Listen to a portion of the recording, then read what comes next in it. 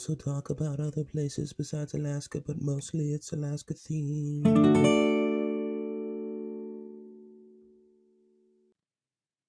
There's a western sun in my eyes, so I had to put some sunglasses on. But welcome to this week's election coverage. Not just kidding. All righty, folks. Welcome back to the Mushing Alaska podcast. Here we go, baby. That's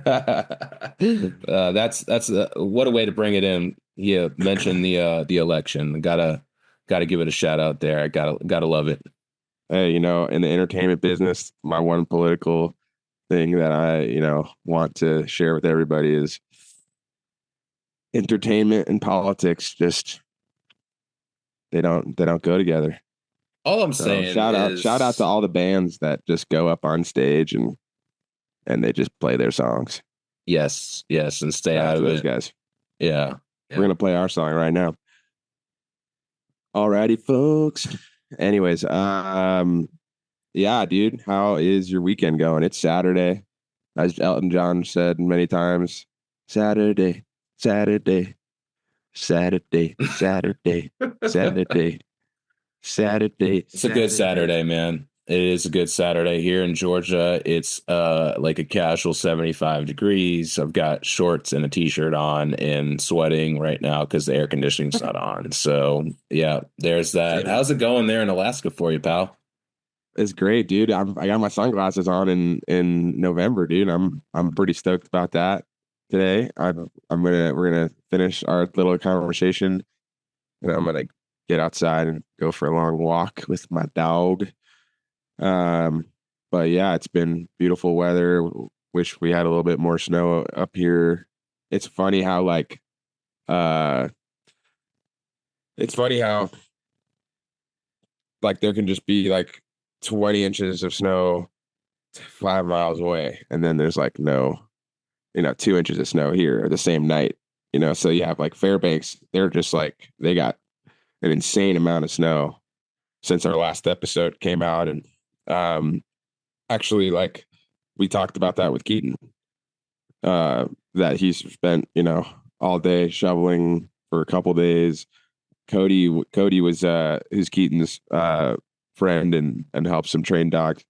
He was outside while we were having our recording with Keaton, and he was just shoveling snow the whole time we were recording. And just would look through the window and see Keaton cracking up and be like, "Oh, looks like they're having a good time. I'll just go back to shoveling snow." It's funny you talking about that, and he was talking about it. You're talking about it now, and I'm just like, things that I in Atlanta, Georgia, don't ever have to worry about. I mean, our stepdad Gerald lived with his kids and ex-wife in Colorado for the better part of a decade, and basically moved to Atlanta. It was I will never go back to a winter place because it's just so you just you take how all the inconveniences of life for you, Brendan, or for anybody, and then you add, oh, now I got to wake up and get the snow off my car, and it's not for everybody, and certainly isn't. Yeah. But that's why you can either pay people to do it, or it's good sweat equity. Or you just man up and, sweat equity, baby. That's not sweat equity. That didn't make any sense. Sweat equity would be if you build your cabin or whatever. Yeah, well, you're clear, equity. Clearing the driveway so that you can use it properly. It doesn't count as maybe that. No. Anyways, we've definitely digressed. So, there's not a lot going on for us to necessarily go over in this intro. And so we can kind of make it more of a quick intro. And so, yeah, we are this week's guest is Iditarod rookie Keaton Loebrich. And we had him on the other day, and we thoroughly enjoyed our time with him. And so I'll turn it over to you, Sean. Well, what were some things that stood out to you about our time with Keaton? The entrepreneurial, which is a word I'm told, mindset that he's had for his whole life. I think that stood out to me. He said he bought and sold 40 or 50 cars. Like by the time he was like 20 Like you or said, something. What did he yeah, say? like 18, like by the time he graduated Yeah. high school or something. I was like, yeah, that's pretty crazy. Yeah. So like, that's just a cool, that just gives you an idea. You know, he moved up here. He was in the military for 4 years. That'll, get you that toughness that this lifestyle requires. And then came up here, learned about sled dogs, worked with them for a couple years with a couple people, and then was like, okay, cool. I'll just move to Fairbanks and buy some property, get a job, purchase some dogs, run some races, and sign up for Iditarod. And like, we come up with all these reasons why I don't know if I want to do the Iditarod, or I don't know if I want to be a Mushing. He's just like, yeah, no big deal. I'm just gonna get into this thing. And we all, we've talked a lot about how difficult it is to get into this lifestyle, and it's very financially pretty not smart. But he dove in head first, and that's I like that character trait in people. So it was cool to hear from someone like that. Yeah, most certainly. And one thing that you'll hear in the interview with them is he's just got like a super upbeat attitude. He is just, I think he said he's 31, 32 years old. He's relatively green to like the mushing scene, it wasn't but 2 or 3 years ago until he first moved to Alaska. So it's just, in a short amount of time, he's gone from deciding to move there to having his property to having a kennel to having 21 dogs. I'm just like, dang, I'm impressed for 31 years old. And Quest 300s. Yep. That'll take the green label right off of you. That's true. So yeah, sounds like they got a good youthful energy there, and excitement at the kennel. Their stargazer kennel. Yep. And, stargazers. And so yeah, I think that's it's good just to have that excitement, youthful energy. There's nothing like your first time doing anything, and this is their first time training for 1,000 miles. And even though they've really been training for it ever since they've got their dogs, but it sounds like they've got a fun vibe there at Stargazers, and some dogs that come from a bunch of different kennels, bunch of different lines, and kind of have like a hodgepodge group of dogs that come from they're not. I don't think they've ever had the puppies from. They're all been adopted as adults, the dogs, and so that is cool how they are gonna have to create this team when you're bringing in a bunch of free agents to be so to speak, because I can only think of it in sports terms. Brennan and I love baseball and basketball and football, so think of signing a free agent to your team, but this is just like creating a new franchise, and you're bringing all these players that have been in the league and creating a new team and see how they mesh together, and that's what I think of with what they've got going, and that's brings a unique set of challenges, and I think they've already through the last couple of years created that team environment with their dogs, and yeah, I'm really excited to see how it goes for them this season, and one of many rookies and that have been around the scene, some of them new to it, and so that's cool. It's cool to see. Yeah, and yeah, go ahead. One thing that I thought was interesting that you pointed out was that his friend Cody, that's helping him right now, has already trained with Matt Pavelio, who's someone who's done the Iditarod before. So although Keaton, doesn't have like the 1,000 miles race experience, we'll say, he's got someone in his corner that has been a part of the training to lead up to the Iditarod. And so I'm sure that that'll be a very kind of useful and handy as they get into the thick of the season leading into the Iditarod. But yeah, Stargazers Racing is their social media, Instagram, TikTok, Facebook, and you can certainly follow them there. But yeah, we hope you all enjoy this interview with Keaton, the 2025 Iditarod rookie. And until next time, y'all enjoy. Alrighty, folks, welcome back. We've got our next guest with us, Iditarod rookie Keaton Loebrich. Welcome on. And well, how's it going, man? Yeah, man. Nice to meet you guys and be on here. It's going really good. I mean, training's starting to pop off. We got, I don't know, over 2 feet of snow in the last couple of weeks. So we got a whole bunch of snow here and on sleds and just rocking and rolling. Dogs are looking. I'm getting super, super excited about this training here for sure. That's awesome. What part of where are you located? So we're in Fairbanks, in North Fairbanks, off Old Murphy Dome on the Elliott side. We got really good training here. Lots of hills. Elevation is pretty crazy. I mean, just leaving where we're actually located to get to the trails is like a 500-foot gain. So they're gonna have a lot of hill training on them. So I also do tours for Trailbreaker during the winter time. So I'll be going down there and running a lot of river miles after those tours on the Tanana is the plan to get those flat miles as well. So that's the goal right now. Brendan, the Trailbreaker kennel, I believe, is the Susan Butcher's legacy kennel, the family, right? Am I not mistaken?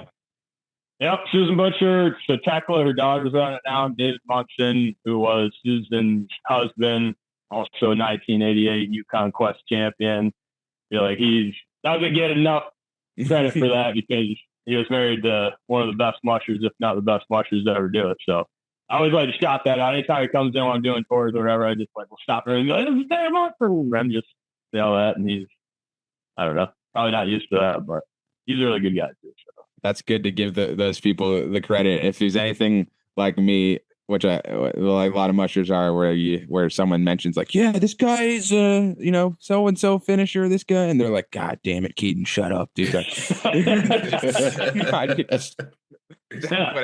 they do like the dinner tours there. There's the one time he'll come in like just to eat because they get catered food. So it's like I try to get dinner here, and he'll just like try to sneak it in. I'll stop everything, like have all 50 people like turn around and like recognize them. They're like, oh, they clap. And he's like trying to eat, whatever. But I mean, I was about like Quest champion, like that's something to same thing with Susan. Like so much gets talked about the fact that she dominated Iditarod in the late 80s, early 90s, but she also like took a team of dogs and summited Mount Denali with Joe Rett. Like it's just I don't know. That could be a whole thing in itself. The fact that she won that Iditarod so many times, like that doesn't even get talked about. So I don't know. There's a lot of history in that channel for sure. I remember, I got a chance to sit down with Ryan Reddington and talk about that a little bit while we were at the Copper Basin this year and handling and stuff. And I was just like, man, what a crazy, there's videos of them getting like, lifted. The dogs got to get lifted through certain spots if they're, that aren't mushable. And I don't know. I don't understand. It does like I have so many questions about it. Like, I mean, how many? I think it was like this. Like, you're getting mushing the whole way, or you kind of sometimes let them run loose a little bit. Do like when you're going downhill, do you really want them pulling you down the damn thing? Like you don't freak out about Eagle. I mean, that's literally the tallest mountain in North America. Just think of I mean, the dogs, and that's what's the crazy part is like the dogs didn't need that acclimatization like humans do, because they were in such good shape because they had run Iditarod and Quest and maybe even like Kobuk, I don't know. And then they go out there into the high elevation and they're just like completely unfazed, pulling up, all those thousands of feet. Yeah, that is a crazy. What a crazy! I would love to get. What's that?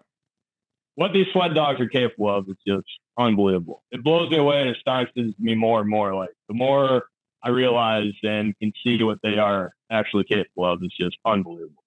I mean, I feel like going on like the first 40 and then being like, holy shit, that is a long time, like 40 miles. And then like, maybe a week or two later, you do like a 40. And then like the next day you do a 4. I'm like, God, this is a lot, and then you realize like they're going to run 1,000 miles, it's just like. Once you ramp it up and then like coming to a checkpoint, like Yukon last year, coming to 2 Rivers, like that's, I don't know, 40 something mile run. And they're just like jumping in the harness, like ready to go. Like that is like the most exciting thing for me as a musher, like coming to a checkpoint and like they don't want to stop at all. Like that's, so I'm excited about these dogs this year, man. They're looking really good right now. We just ran our first, I don't know, probably like 34 miles a couple of days ago, and they are ripping. Like I said, that's with the elevation we have here too. So on flatland, it's probably close to 40 plus. So yeah, looking good. I'm excited. Yeah, Brendan, and the old Murphy Dome is kind of like from my little understanding of the whole Fairbanks mushing scene, but that is a lot of people live in that little neighborhood. There's 2 sides to it, and it's high elevation, so it has warmer temperatures because of the inversion. So you don't have to like when it's 50 below in Fairbanks, it's like 25 or 30 below there, which is kind of nice. Yep, above the inversion layer. But so we've been up here. This is our 3rd winter up here now. My first winter, like if you want, you can just run the ridge line. You get all the miles. You can stay in, -5, -10, -15, but then you drop down the valley. Like the craziest we've seen is we left the kennel. It was like -5, dropped down in the cabin or down in the valley, crossed over the Chattanooga, and it was like 50 below. So like a 45, 50 degree difference. So you got to be prepared. You got to have extra gear for yourself and the dogs for sure. But 2 years ago, like we would try to stay on the ridge line and avoid it. Last year, it's like now I just try to find like those intense conditions. So like if it's 50 below in the valley, like that's where we're going. That's where we're training. That's why I was so excited last year when the Quest was 50 below. You see all these people that are pulling out of the races. Like that's what we trained for. I mean, that's ideal conditions realistically. Like I don't know. Yeah, it's tough conditions, and when you go down into that, it's like a wall of just hits you in the face. You're like, oh, this feels a little different, and then you check your thermometer, and you're like, that makes sense. So where we're at, there's 2 ways you can dip down to the valley from here. One's like the Lakes Trail; it's kind of long, evenly downhill. The other one's you take the pipeline down, and people call it Pucker Hill, and it's like an instant 1,200-foot drop. So you're instantly, I'd much rather do that all day long because you're going right into it. You know what it's going to be. When you're gently coming down, it's like a 12-mile run. You're like, just keeps on getting colder and colder and colder. Just like psychologically, you're like, I don't know how much colder you're going to get. I'd rather all at once and just be done with it and ready to rock and roll. So nice. Yeah. So you're signed up for this 2025 Iditarod. You've qualified. Of course, that's a requirement. 2 300s and a 150. And we were talking about before we started recording, I don't know what your qualifiers are, but one of them certainly sounds like was the Quest 300. Am I right? Yep. So I ran the Quest 300 the last 2 years. I've ran 5 mid-distance races so far. So my first race was Little 300. Like less than a week after that, I ran Yukon Quest 300 last year. And we ran the Percy DeWolf 2 years ago. And then last year I ran Yukon Quest 300, which was the premier race on the Alaskan side last year. And then the T-Dog, which was put on by Keaton Loebrich. And that was, I wish that would have been my first mid-distance race. Like that was a super chill, relaxed, like as much of a fun run that you can have for a mid-distance race. So my wife, the sign-ups just actually opened up. My wife signed up. That's going to be her first mid-distance race, her first qualifier. So like, I'm super excited to be able to handle for Erica. Like, I can't wait to see her come to a checkpoint and like have to go through everything, like all those different emotions, and like I can just be there supporting her and like pay back everything that she's done to helped me get where we are. So Yeah, you guys got married this year, right? Or last we did, year? yeah. This year. No, it was this year. Yeah, May 18th of this year. Congratulations. Yeah, it feels like it's been a lifetime ago, even though it's almost not even 6 months. I mean, this summer it's been. You crazy. mean you're supposed to say it went back? It's gone in a blink of an eye. I can't believe it's already been 6 months. Really good between us. I mean, our relationship has been phenomenal the entire time. It's just been a crazy summer. We built this cabin we're in right now pretty much all this summer, and then just as soon as we got done with that, moved in, and then like started training. So it's been nonstop pretty much since we got dogs. But And so we love that. So I'm a little curious about just kind of how long you've been in Alaska, and on the Iditarod page, it says you're from Michigan. So I'm just kind of like, if you can give us maybe the condensed. And you're also wearing a Vikings hat, so I have questions. So just fill in the blanks there. The line, so. Never. The only team I've ever rooted for from Michigan is University of Michigan. That's the only team I root for from Michigan. So I've been a Vikings fan for a long time now. Prior to that, I was actually a Packers fan because of Brett Favre. I was a Brett Favre fan. I loved like his style of playing football, just that gunslinger mentality, just going for a touchdown every single play. Like, he might, when he retired, he had all the records for a quarterback, most touchdowns and most interceptions, because he just didn't care. So then when he moved on to the Vikings, they had that magical run in 2009 like that.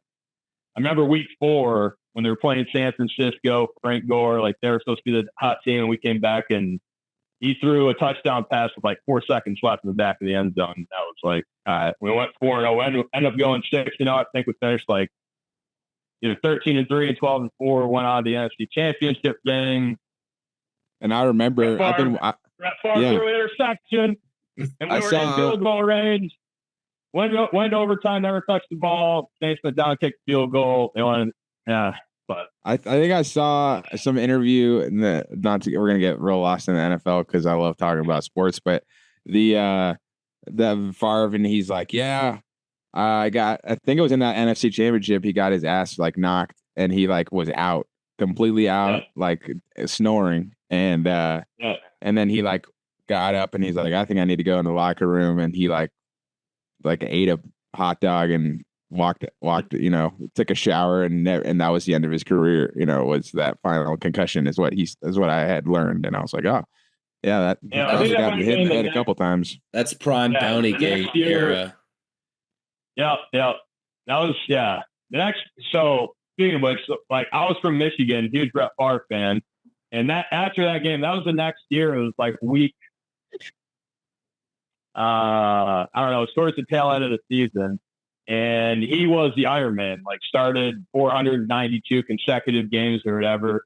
Well, we finally it wasn't even we bought tickets. It was the free game because the dome collapsed in Minneapolis. The day they were supposed to, or like the night before, they were supposed to play the Giants in Minneapolis. So they actually moved the game to Detroit, made it a free game, like gave away the tickets to all the season ticket holders and all these other people. I actually bought one of those tickets, drove down. And it was the first game I ever been to, and it was the first game in Brett Favre's career that he did not start. Oh my God. And then he came back the next week and played. And then the season finale, they were playing Detroit Lions in Detroit. So buying tickets was going to be his last game. They didn't start that game either. So my first 2 games were the first 2 games he didn't start. But I don't know. It's whatever. Hey, he got his Super Bowl at least, and had a Hall of Fame career. So we're happy for Brett. Yeah. As a football player, yeah. Nice. So you grew up in Michigan. What did you grow up like? What was your like lifestyle growing up? Because like you just built your own cabin with your help of your family and friends, maybe. But yeah, like how are you just like up here and you just kind of I'm sure you're learning a lot up here, but you also probably had kind of that go getter, can do attitude growing up, I would think, or at least you learned it. Oh yeah. I've always been kind of a go getter, entrepreneur. Like I would always.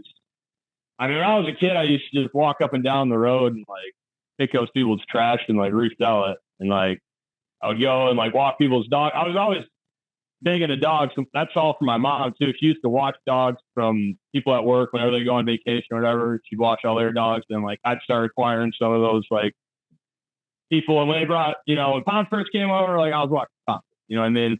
Like that's kind of, I was always making money. And I mean, when I was a kid, I wanted to be rich growing up. And which is funny now because being a musher, it's like you blew it. A star from being rich as possible. Like I said, I say this all the time when I'm on tours. I got a degree in finance, and this is absolutely insane. This goes against everything I went to school for. This is just nuts to come in and mush and own dogs and do everything that's involved with the sport. But yeah, I mean, I was always hustling. I mean, I bought and sold cars. I bought my first car in 5th grade. And by the time I graduated, I probably bought and sold like over 40 or 50 vehicles. And then after graduating high school, I joined the Marines. I kind of always knew I was going to do that. And that was a really good experience for me. I was in the infantry as a machine gunner.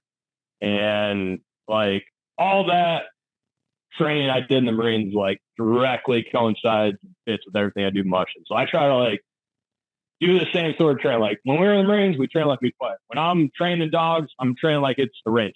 If I'm not going to do what we're going to do in a race, I'm not going to do that for training. Like somebody brought up, because we got to run the road right here. When we come into our kettle and it's plowed and it's like insane. And we got like this hard 90-degree turn to like come in our out trail. And like somebody's like, well, why don't you just hook up when you get down your out trail and you start going on the road, hook up a tire ring and slow them down. It's like, when are we going to do it on a race? Like, why would I do that? It's not going to help me train. If it's not going to be in the race, it's not going to be like in my training. So that's kind of how I train myself, the dogs, the kennel, and everything because of my time in the Marines. So that's been a big help. And then I was in the Marines for 4 years. Again, I was a machine gunner. I was stationed in Camp Health in California. Went on deployment.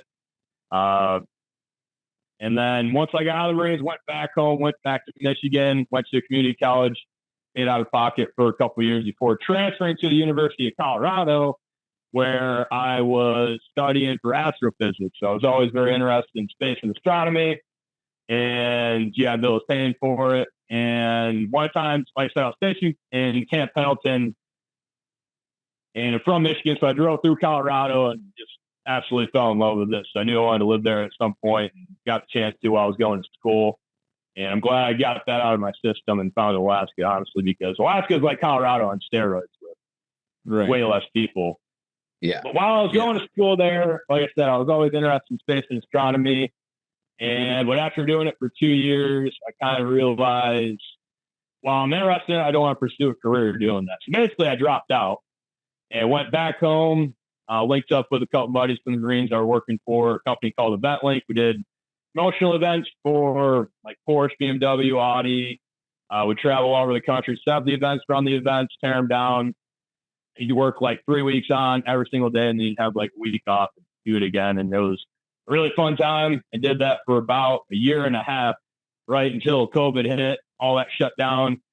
And then I was like, well, what am I going to do now? And I was like, I guess this is actually a perfect time to go back to school because everything's going to be online. It's going to be, I mean, really pretty easy, honestly. So that's what incentivized me to go back to school. I thought I still had enough time left on my GI Bill, and then basically just put in an application to Central Michigan. I was like, if I get in, I get in. If I don't, I don't. Because when I dropped out of Central or University of Colorado, I literally went to all my professors and I was like, hey, like, don't withdraw me, fail me. Because if you withdraw me, I got to pay back like all the GI Bill and the housing allowance and all that. I did not have the funds to do that. So I was like, just fail me.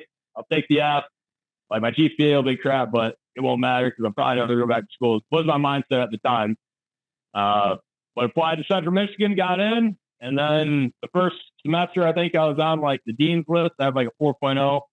And then first I went to my counselor and I was like, hey, these are the credits I have.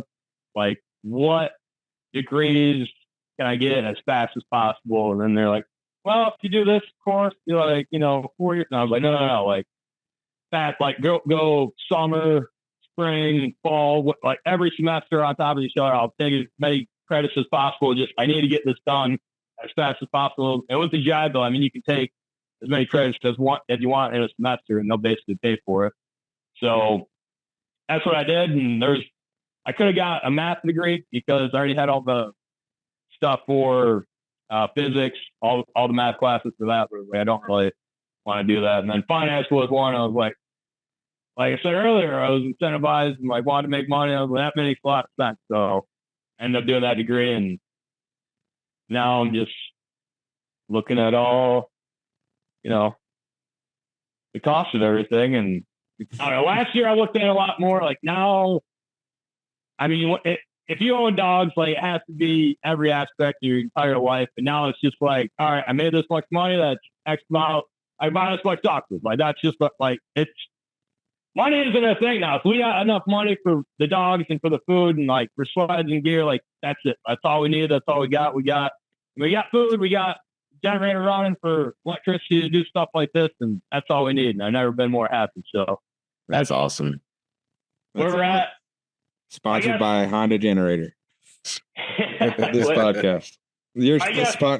Go ahead. Yeah. So how did I get to Alaska? I kind of went on a little rabbit hole there. But no, well, it's good to know the full story, because it makes I was just hearing the very little bit about your story from Cody, our mutual friend, and just knowing that you worked at Husky Homestead like I had here in Denali, and then you just kind of went to Fairbanks, got a property, married your wife, got dogs in one of those, or maybe different order.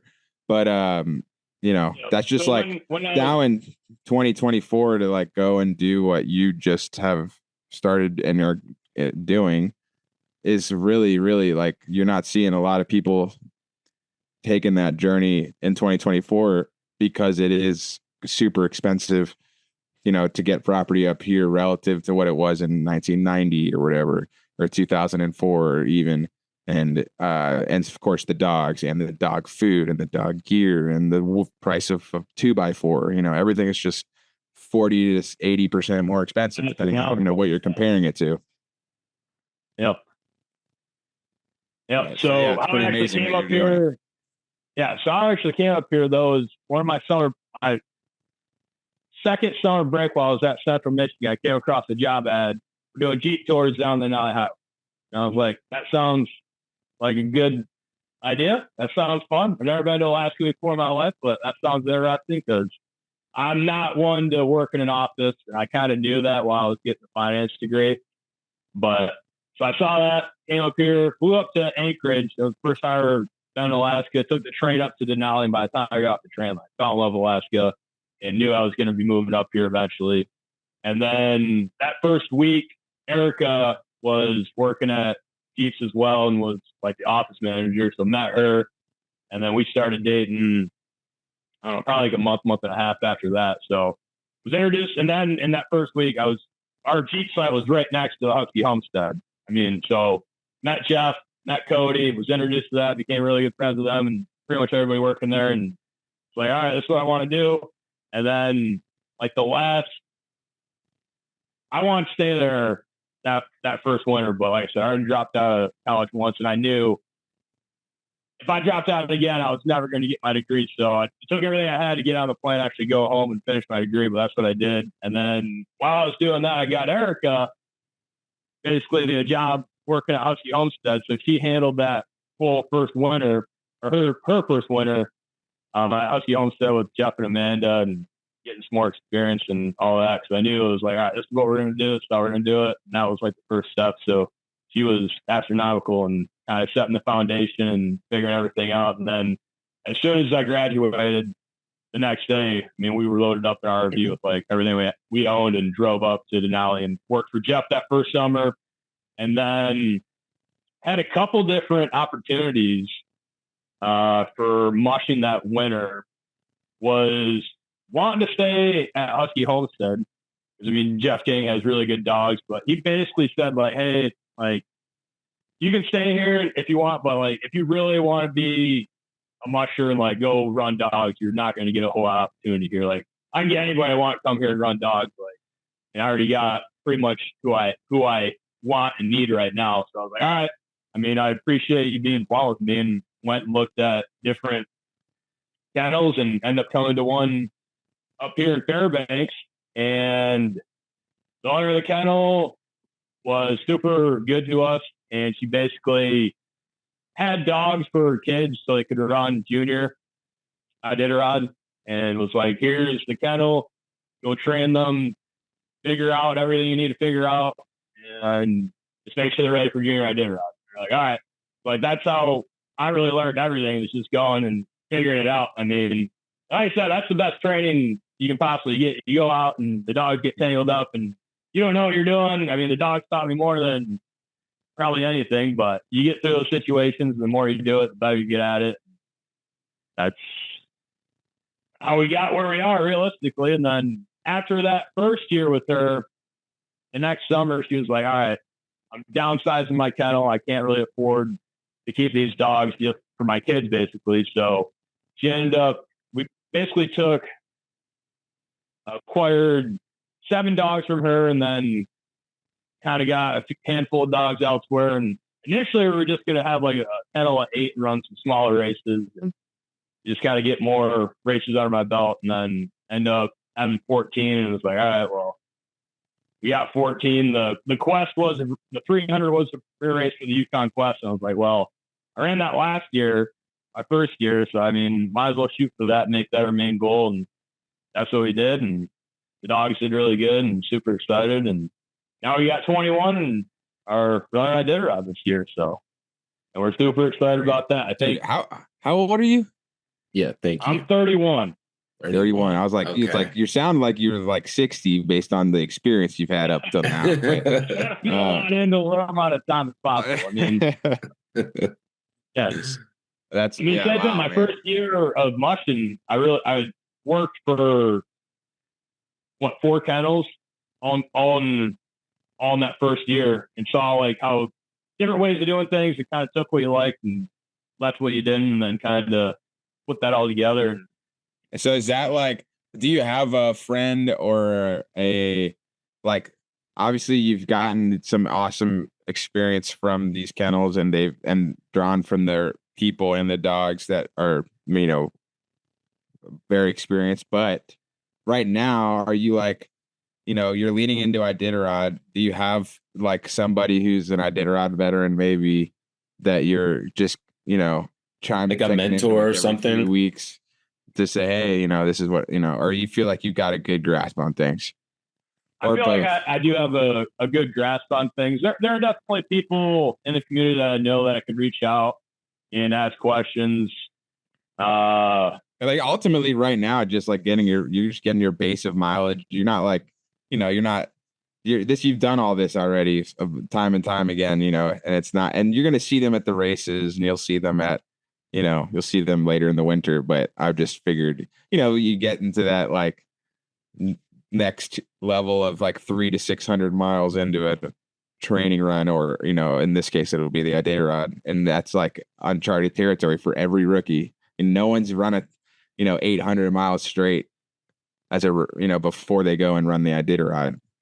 They have, I think, like Mila Porfield maybe, and like a few other rookies maybe, but for the most part, you know, like, have you talked to, you know, some people about that breaking, like, you know, after that 24, that middle third and second third of the race, like, you know? I haven't. No, I mean, like I said, there's people that are out there that I know I could. I mean, honestly, on my downtime now, I've been watching a bunch of Iditarod docs, and I feel like there's a lot of good. I mean, there's a flow to the race that, especially like, I mean, once you get towards Euclid, you kind of know, I mean, who the front runners are going to, like, I don't know. There's a flow to the race. Like, I don't know. I'm not concerned about it. Like, same thing with running the Quest. Like, as a rookie, you don't know what you don't know. And that's not a bad thing. That's, if anything, that's a benefit for us, is the way I'm looking at it. Because just like when I ran the Quest the first year, I didn't even know we went over Rosebud until I came into 101. And then people were asking about it. I was like, oh, that giant mountain that I just summited and then descended. You're going into this, I was like, you guys are going third fight. We're never going to make it up. Here you go. Like, just freaking out. And I was like, all right. There's no sign that says "Welcome to Rosebud." Yeah. All I know, for every race, you follow the trail markers, you're gonna be fine. I don't know. You know what I mean? Like, for sure, navigating isn't like I said, tough. I'm very confident in the way we train dogs here. I try to put myself and the team in every condition possible. If it's 50 mile per hour gusts and windy like crazy, which we get pretty crazy windstorms here. Like I'm getting excited now. Like we're loading up and running dogs. Like that's heck yeah, really good fucking training. You know what I mean? Like absolutely. Like earlier this week, I did 2 25-mile runs, and my sled broke on the first run. I came back, repaired it, got the team ready, took the other team out, and went. Like that's really good training. Like that's been our mantra. You can ask Billy. That's been our mantra for everything. Any situation we get into, that's just good training. The more fucked up it is on the run, the better training it is. I mean, we got that 2 feet of snow. We got that 2 feet of snow, and the trails were unpassable, not just from the snow, but for all the trees that were down. And we spent 3 days just shoveling and plowing the driveway so that Eric can get out every day. And weren't able to run the dogs because that was priority. We got to have some source of income to actually pay for all this. So then it was like, I was like, all right, got to run the dogs. So I didn't have a chance to like go clear the trails or anything. And it was the first time on sleds, and I was like, we were going to take bigger teams, but I was like, all right, let's just take 2 teams of 7 because we're going to be clearing trails. I had a chainsaw with me because I knew we were going to cut down trees. And then right when you got into the trails, like, stop the team. I mean, you couldn't set a hook because it was all unpacked trail. And then the dogs couldn't go any forward because there was a tree. So it was like, all right. And then got a chainsaw out of the bag, started to cut. As soon as I started up, like the dogs freaked out, like turned around and like split, and then like got all tangled up. And then I'm like, Cody, come help me. He's like, I can't set a hook. I can't get off the foot. And I was like, all right. So then just lined them out, finally got them untangled. And I was like, all right, can't use the chainsaw. And just got on a handsaw and like cleared a 1.5 mile out trail that we have here. It took like 3.5 hours just to clear that. And the dogs, I mean, haven't ran in 3 days, so they're hyped up. They just got out of the chute and like are barking and like going crazy, and you just gotta be calm and push through it. And like, it's good training. I don't know. Yeah, it is good training. Yesterday, 2 days ago, there was a tree down, and I was like, oh, it's only one tree. Got the axe out, cut it out, moved it all the way, got on a sled and went. Like, it's, so now, I don't know. That's just the way I am with like everything. Like, the more just try to get into it. Just dive in head first.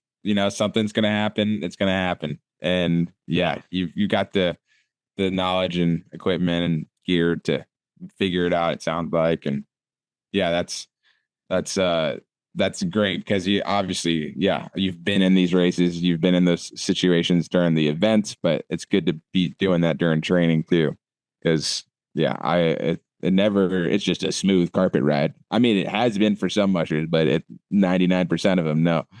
I've never been in a race where there's not been major issues.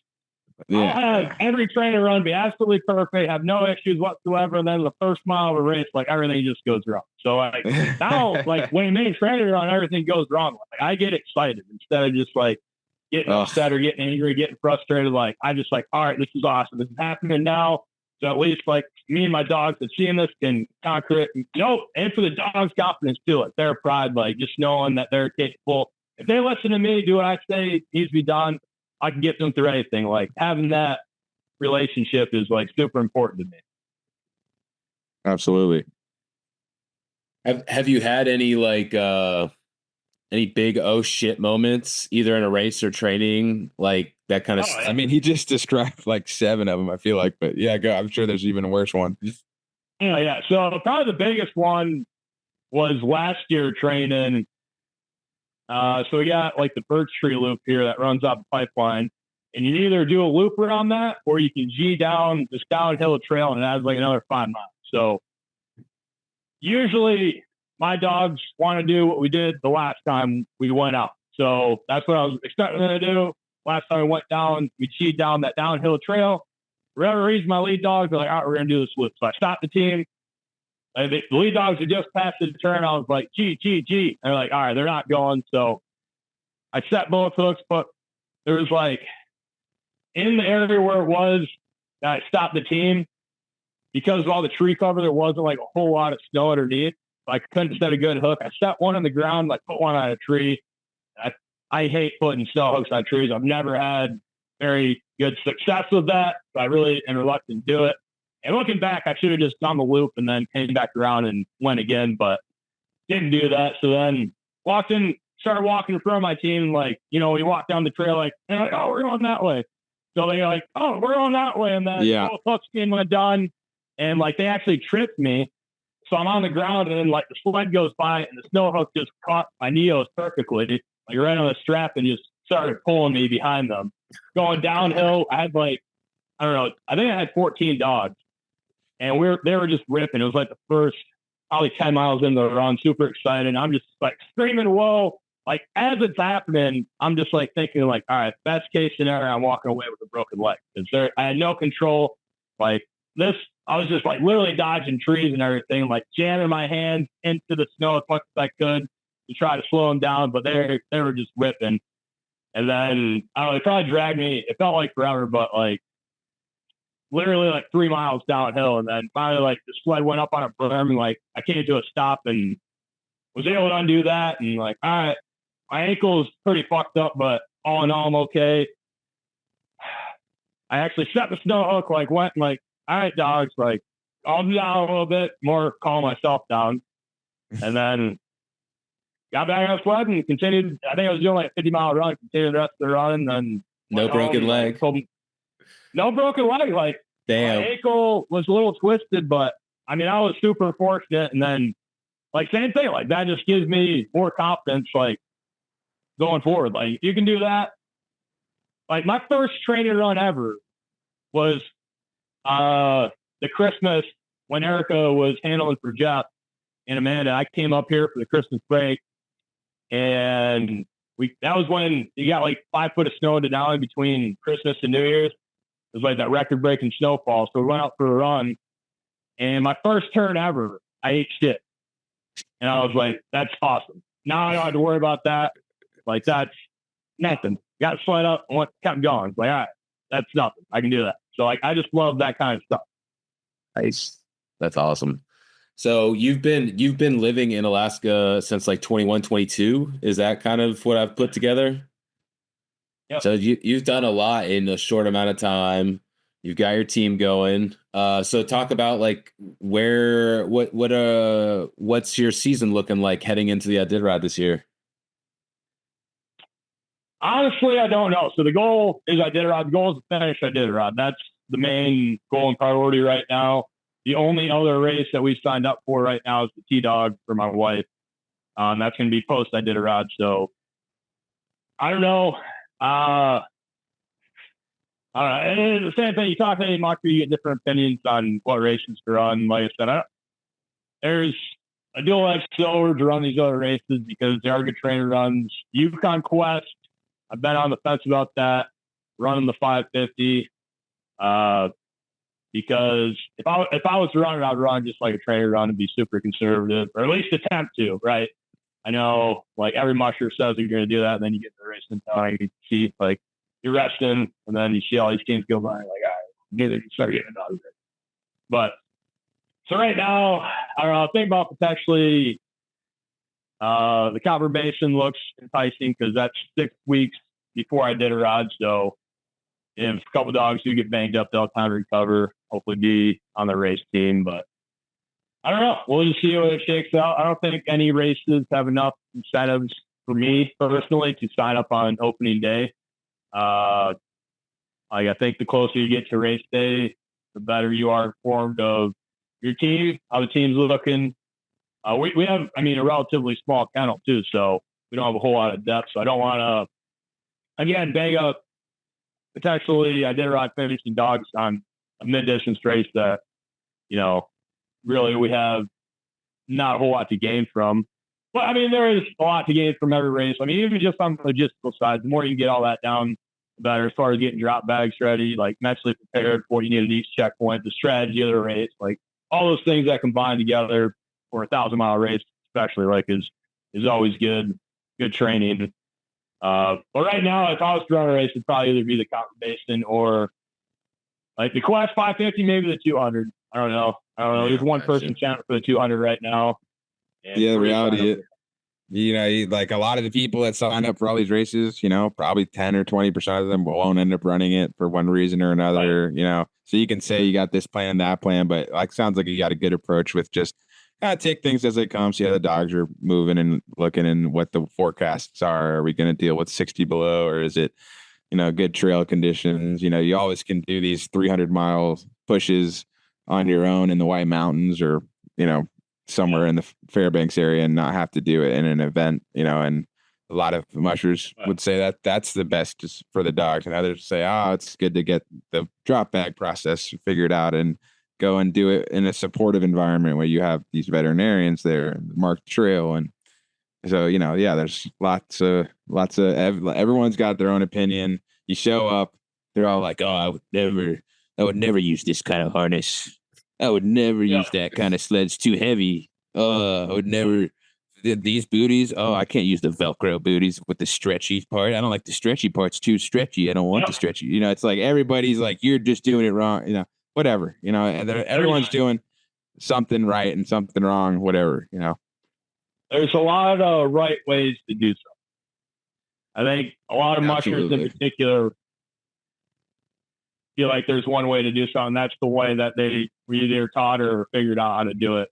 There's a lot of right ways to do something and a lot of wrong ways to do stuff too. Yeah. So you got to kind of just whatever works for you and your team personally is going to make you better off. So yeah, I feel like me and Erica, especially, we got like our logistical, like we're pretty well worked. Like, I don't know, for being relatively new to the sport, like coming to the start of these races and just seeing how utterly like unorganized and catastrophic some of these teams that have been running for a long time are. It's like, all right, well, I mean, we can get our team ready and booted and harnessed and like ready to run the shoot. Like, and these teams are like running around with their heads cut off and like all anxious and like I'm this is what I trained for. Like I'm calm. I know what we're going to do, what we're capable of, and just got to go out and do it. Like I don't know, especially like once you start the race and you're just running dogs, all that stuff goes away and you're just focused on the dogs and everything still. And your setup at the kennel, is it you and Erica are like all doing all of the work? Do you have additional help or what's? Yeah, so all last year it was just me and Erica. Now we got Cody Waterbury. He's helping us out, helping handle for us. I mean, helping run dogs, food. Just have that extra help is just so much more pressure off myself because Erica helps out as much as she can. But like I said, she's working a full-time job because I don't work during the winter. I just run dogs. And then, I do tours later on. Starting here next month, I'll be doing the tours, but that's still running dogs and training dogs. So like I said, Erica tries to do as much as she can as far as, and then just all stuff around the cabin. I mean, there's a lot going on here. I mean, just doing dishes, freaking getting the wood stove going, installing the generator. I mean, just shoveling the driveway, stuff like that. That's all stuff I had to do this morning before I could go into town to run all the errands because it's my off day. And just trying to maximize every hour of every day and just thinking how this will help me in March is like my forefront of my mind with everything I'm doing. So the extra help, like I said, Cody, just having another person run dogs, like, is so big. I mean, yeah. Now we can take two teams out at once, not me taking two teams every day or taking one big team every single day of the year and just rotating resting dogs out. That's what I was doing last year pretty much, is we had our 14 that would run some of one's dogs as well. We had like a pool of 20, but I was running dogs every day. Like I'd run a 14 dog team, rest for 6, and then rotate those 6 in, rest another 6. But that you get burnt out pretty quick, or you can. I don't know. This year is not different though. Like this year, I really enjoyed it a lot more. Like everything is just, I kind of the mantra having everything just be good training. It's really helping, but like I will just think about the run earlier and just get so excited and be like, I just want to go do that again. And that's like never been a thing, especially once you get into the longer days and the longer training days. It's like, I just was out like all day yesterday. I got to go booty and harness and do everything. But and that extra help kind of alleviates some of that pressure. But Cody's such a good asset to have for you, man. He's he did it. He already got Matt Pavelio, and along with the help of another gentleman, to the finish line. Obviously Matt did it himself, but Cody was a huge part of that rookie run, right? Another rookie. Yep. And so it's cool that he's done this same exact dance before. And so it's not just like you're just getting help from a buddy who's just kind of learning what mushing is. This guy can hop right on the runners, and he also knows some of your dogs already. So that's really cool. And I also got a pretty serious question. What were you for Halloween? Because the beard, I feel like you could have been Gandalf. Let's go. Let's hear it. What wasn't I for Halloween? I was training dogs. That's what I was. Okay. All right. Just making sure. Everything. Trick question. We came back from a good answer. I was like, happy Halloween, Cody. I guess it's Halloween. I don't know. I don't know. That's funny. All that extra stuff kind of goes to the wayside. It's like even being a Vikings fan, like yesterday was the first time I was able to watch a Vikings game in like 2 weeks. I'm like a diehard Vikings fan, but like I try to just get with it as much as possible. No, we won. We won. Okay. All right. Football. Come on. All right, man. You beat Joe Flacco. Falcons, baby. 6-3. Let's go. Cousins. Let's go. We play each other. He comes back into Minneapolis. We play at home, the Falcons, later on in the season. So that'll be fun. You guys, you know how it's gonna go. Atlanta's gonna get all excited because we're doing well, and then he's gonna lay a goose egg when it matters most. So I've been waiting for it's gonna have a strip fumble. Like every important game, it's just a strip fumble. Just a strip fumble. That's all it's gonna be.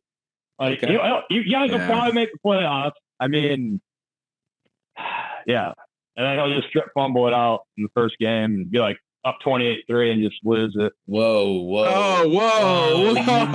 dude! Wow. We were having a good time with you. That was really good first 51 minutes. Oh my god! Wow. At least you got to see them in the Super Bowl. I mean, I've never seen the Vikings get past the NFC Championship. There was that one year where you guys were doing really well, and we beat you guys to go to the Super Bowl, like 98, I think. Yeah, 99, we were 15-1. Yeah, there we go, 99. Dante Culpepper years, is that what that was? Yeah, yep. Yeah. All right, let's rather much for sure. Let's I did have one question about your dogs. Usually we try to ask about the dogs. You said you have 21. Do you feel good about the 21? Like you can kind of maybe pick your lineup from any of those, or is it maybe like only 18 or 16 of those are race ready? Well, I'll say we're running 21 right now. A couple of them we're kind of trying out. But yeah, for everything I'm seeing right now, I mean, there's a solid 18 for sure. Nice. I don't know. The majority of them are looking really good. There's a couple that are a little crazy in a good way. I mean, once they're on the line and running, it's fine. But then you got to kind of look in the camping routines, and once you're actually stopping them, if it's worth it on the back end. But I'm super excited about all the dogs. When we first started training earlier this year, we had 16. So I gave the dogs like a half hour speech about hey, right now you're on my team. Like, I don't know. It was like the halftime of with Kurt Russell in the hockey movie. Yep. Or whatever. What is that? What is that movie? Brennan. I don't. The only hockey movie like the I USA know is versus the Mighty Ducks, dude. That's all I know is The Mighty Miracle? Ducks. The Miracle. Yeah. Mighty Kurt Ducks. Russell's like, I'm Kurt Russell. I'm really cool, and I have a chiseled jawline, and you're gonna win this hockey game. Something like that. Just like that. So related to the dogs, are they close in age? Are you got a wide range? They're all over the place. I mean, we got dogs, I think, from 6 or 7 different kennels just all put together. And now we've been established for a while, our kennel has a culture, and it's super laid back and calm. I mean, we let all the dogs loose and they run up to the game line. That's very important to me to have dogs capable of doing that, especially because that relates to training too. So like just this year already, I mean, we've had, I think, 3 tug lines break. And I've been running a lot more without neckline. So you got dogs loose running down the trail, but they're so used to being loose, like as it is, that's not an issue. You know, we had Radar, who's from Husky Homestead. He was in lead, and he just like anytime he stopped, he's just like did that and broke his tongue. Harness banging. Yeah. You know, he broke the snap in half from just harness banging.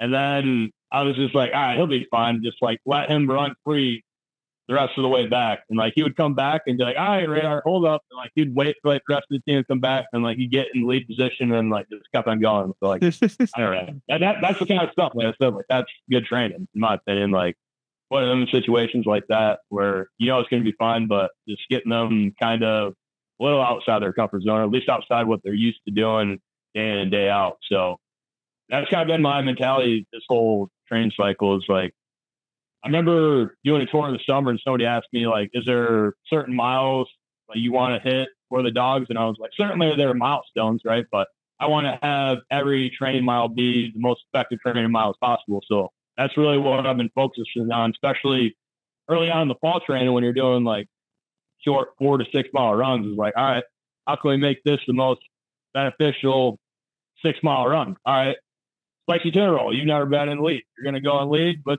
your brother Bear's never been in lead. I'm just like Spicy tuna rolls, your dog's name? Spicy tuna roll, yeah. Hell yeah, dude. All right. That's the name of the eater right there. That's definitely a good one. What's is there any other sushi names? Or no? What's that? Okay. Any other sushi names or no? No, they're sushi names. Yeah, we got a lot of good names. Miss Y is like my favorite. What is it? I don't know. She's Miss Y. Her name's Y. Her name's just the letter Y. So we like added the Miss. We haven't named any of our dogs. They had puppies, so I can't take credit for any names, good or bad. Yeah, but yeah, yeah. Is always a fan favorite. For sure. That is a good one. Spicy tuna roll. Brendan, a couple of dogs that I've trained are on his in those 21. Rambo and Goblin, and Goblin ran the Rambo with me, and I've raced Rambo in a few other events as well. You're running the lead? Yeah. He ran up there, you know. He wasn't great, wasn't bad. He was in lead for my entire quest last year. So him and Y worked really, like, I give him all the credit for how well we did, because we came down after coming down Eagle and getting into the overflow. Like, he didn't even hesitate. Like, we were running down literally a river. Like, I wasn't even sure if we're on the trail, and I was like, we didn't even hesitate. He just blew through it. And I was like jumping up and down, so excited to go through water because he didn't even stop like that. Just like his intensity, just like running down, like just gets me so hyped. Like, hell yeah. And then the T-Dog actually had Rambo and Goblin in lead for the finish. Sweet. Yeah, I love those downs. It's such a cool thing to like. I mean, it changes from a dog's perspective. They go from like one group of dogs with one group of humans and one property and one trail system. Then they go to completely other world. It's like going to a different planet. And they show up, and it's Goblin and Rambo. Rambo's like, Goblin, who the hell are these people? Who are these dogs? You know, and they plug them in, and they're like, it's just a completely different energy. Their brain starts to kind of hit different new nodes, and it's just like when you trade that baseball player that rode the, you know, not saying that Goblin and Rambo rode the bench, but they were, you know, team dogs in our group, and they hardly ever ran lead, but they were never bad at lead. They just weren't very good at it. And then you got especially if you got these like superstar dogs that are better at it, then they're not going to get put up there. But if they go and like, if they're like, you know, a B-level dog, and all of a sudden like they're the top of the top, and then they like get the like all this extra confidence, and they're like this energy, like you're saying, like I don't know, it's super motivating watching, especially Rambo run. Like he gets me so excited. He's got a gait that's like he's got a nice him go uphill. Just like he's not like half-assing the pulling aspect of things. You know, some dogs, and it's good. It's there is a good and positive things to pulling 50% of the effort that you know, because that you're going to be conserving, and that's going to help you later. I don't want to be the race or one whatever. regulating. But you know, it's good to have those dogs. I mean, he probably regulates too, but you know, he's like Rambo, dude. He's not called Rambo for nothing, dude. I've known that dog since he was a little goober. I love for anyone who's only listening, I love how like you guys just both had a very excited look on your face, like talking about Rambo. That I like it felt palpable. Like you guys are just like very, very much vibing on Rambo. So yeah, Rambo is like both mine and Erica's like just favorite like dog. Like just as a dog. He's also just got a look to him, dude.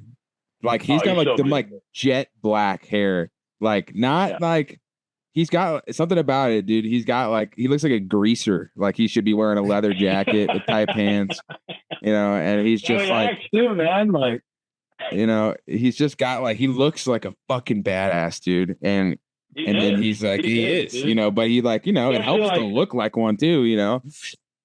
When you look back and like if he's leading for Cody or Erica's are behind me, you actually like get to see them run. You just like look back, like, damn, that dog is so fucking awesome. That's the best thing. Like that's as a musher and like looking back and seeing my dogs run behind me, like there's like actually getting to see their faces when they run. Like just they're just you don't get to see that too much, you know. Oh. Yeah, that is a special thing. Own dog and they're just fucking like, happy, dude. It's just like it's so dope. Like, it's just undeniable happiness.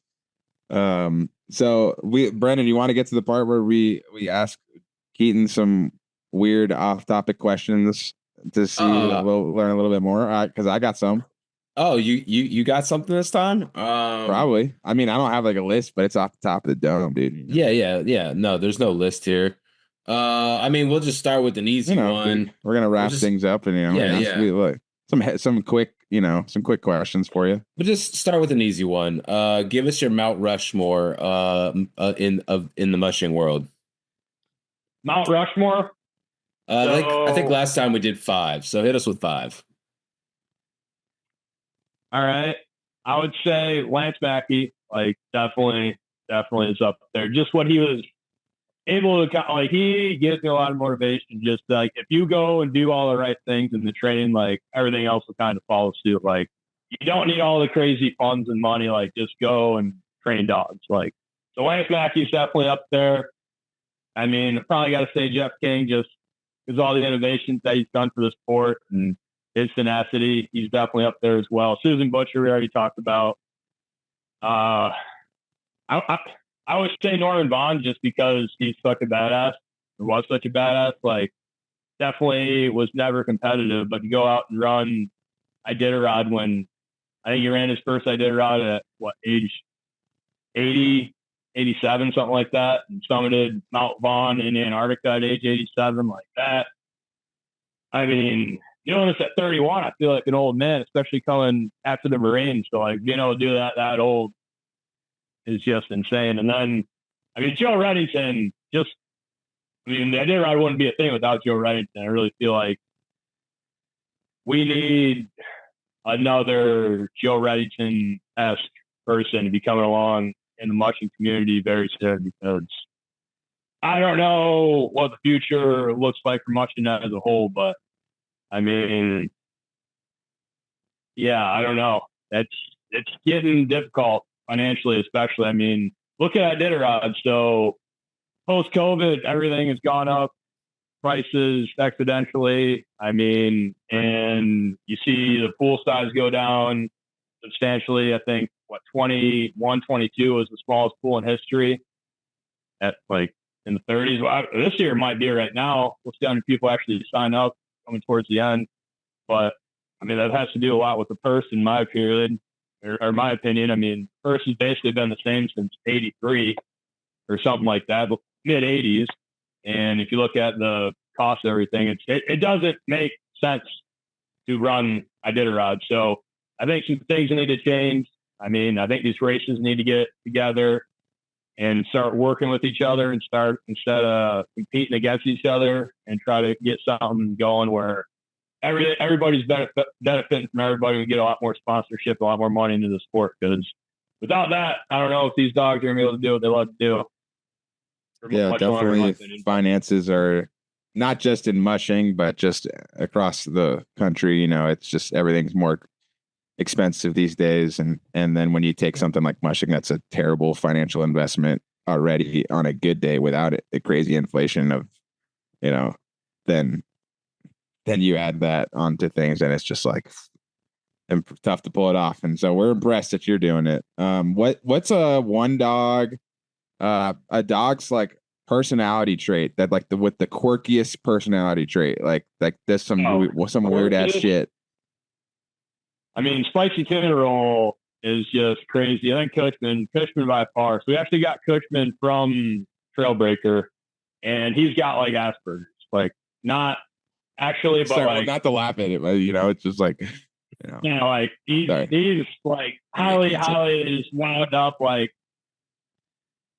I don't know. I remember I tried him out late March last year and actually ran him in the T-Dog. I don't know how this dog's going to camp because he's just like, he'll lick you to death and just like always like going. And like, we finally stopped and he calmed down. And like, we had Cookie Dough's coming in the heat and she was in lead and then Walker was in wheels. Walker was just like sitting up, just like panting at it. Like focused on Cookie Dough. And then Cushman was right in front of Walker and like Cushman was just like putting his butt in Walker's face and just like growling the whole time. I was like, I don't know what this dog is, but he's a lot. But like once you're on it, like he pulls. He's backing up into another. He's backing his butt up into another dog's face, turning around and growling at the dog.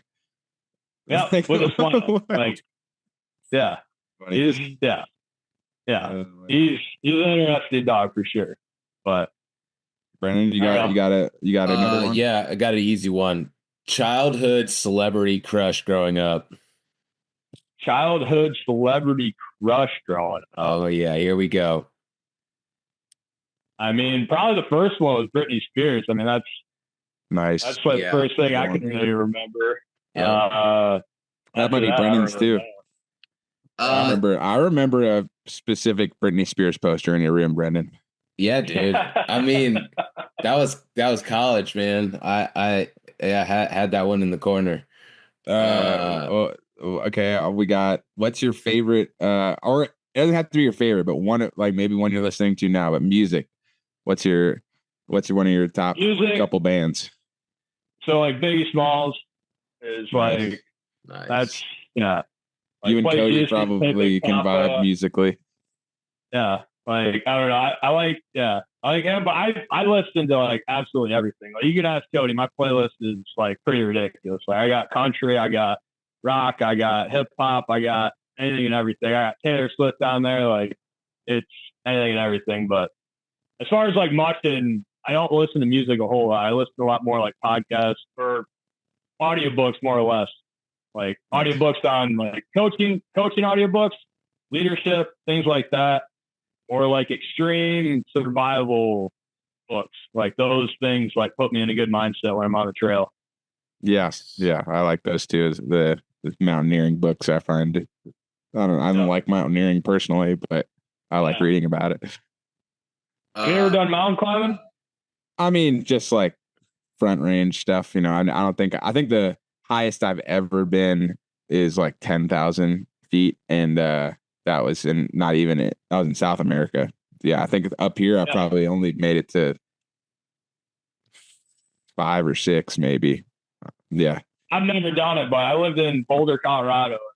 I've been there once. It's the greatest thing on planet Earth. Like it seems like people get addicted to it like worse than heroin. Like they just go out and like that's their entire life. The people really, the go-getters, I'm like secretly jealous, but like outwardly, I'm like, God, you guys are so lame. You're just climbing mountains all the time. But in my head, I'm like, that's pretty sick. I wish I was doing that, but I totally could be doing that, but I'm not doing that because I'm a piece of shit. But anyways, continue. Brennan, what's your question? What do you got?